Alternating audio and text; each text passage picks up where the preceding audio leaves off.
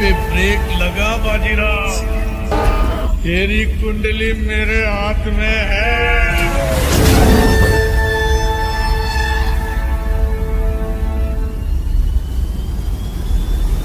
तब तेरा सामना सिर्फ रिश्वतखोर पुलिस वालों से हुआ है। जिस दिन तेरा सामना एक सच्चे पुलिस ऑफिसर से हो जाएगा ना, पैंट गीली हो जाएगी।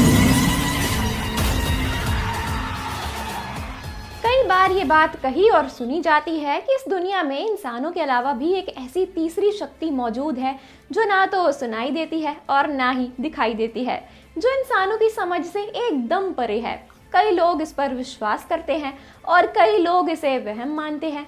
आज की कहानी भी इसी तीसरी शक्ति के इर्द गिर्द घूमती है, मगर इसमें कितनी सच्चाई है उसका फैसला आप कहानी सुनने के बाद कीजिएगा। मैं बात कर रही हूँ बुराड़ी कांड की, जिसने एक वक्त पूरे देश को हिलाकर रख दिया था। और इस कांड में इतने रहते थे कि उस वक्त जिस घर में ये घटना हुई थी उसे हॉरर हाउस यानी भूत बंगला का भी टैग दे दिया गया था। तो चलिए अब मैं कहानी शुरू से शुरू करती हूँ। दिल्ली के बाहरी इलाके में एक जगह है बुराड़ी नाम की, और इस बुराड़ी के संत नगर इलाके की गली नंबर 4A में एक 2 मंजिला मकान था और मकान का नंबर था 350। उस मकान में चुंडावत परिवार रहा करता था। हालांकि ये परिवार वहां पर भाटिया परिवार के नाम से भी फेमस था। अपने मकान में ही ग्राउंड फ्लोर पर इन्होंने एक जनरल स्टोर की दुकान खोल रखी थी, जिसमें डेली रूटीन की चीजें मिलती थी। आमतौर पर यह दुकान सुबह 5 से 5:30 बजे के आसपास खुल जाया करती थी, और जो आसपास पड़ोसी थे वो सुबह इसी दुकान से दूध, ब्रेड वगैरह चीजें खरीदा करते थे। मगर 1 जुलाई 2018 की सुबह को वो दुकान अपने टाइम पर नहीं खुली।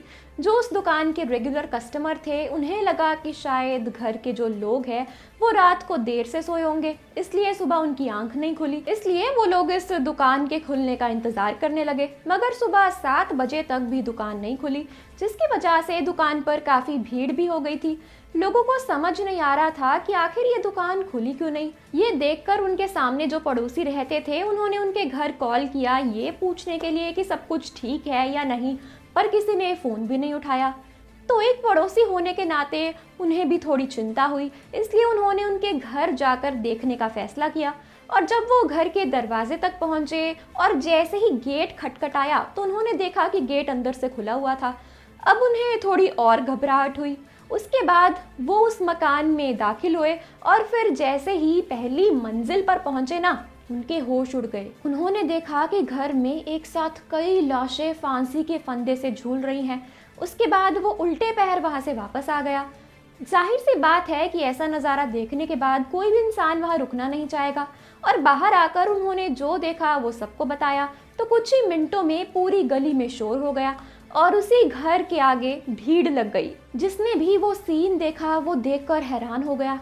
उसके बाद एक पड़ोसी ने 100 नंबर पर फोन कर पुलिस को इसकी जानकारी दी, और इस कॉल के कुछ मिनट बाद ही तकरीबन 7:30 बजे के आसपास उस एरिया का बीट ऑफिसर हेड कांस्टेबल यानी राजीव तोमर सबसे पहले वहां पहुंचा।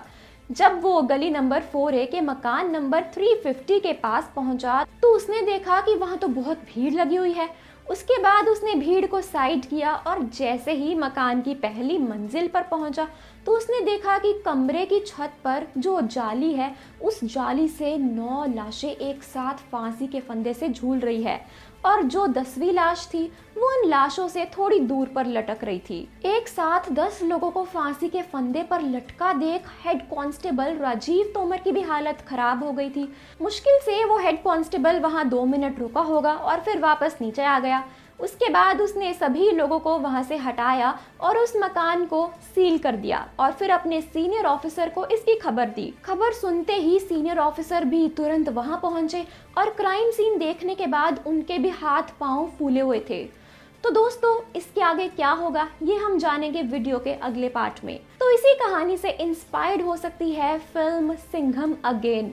तो दोस्तों आपको ये वीडियो कैसी लगी हमें कमेंट्स में ज़रूर बताएं।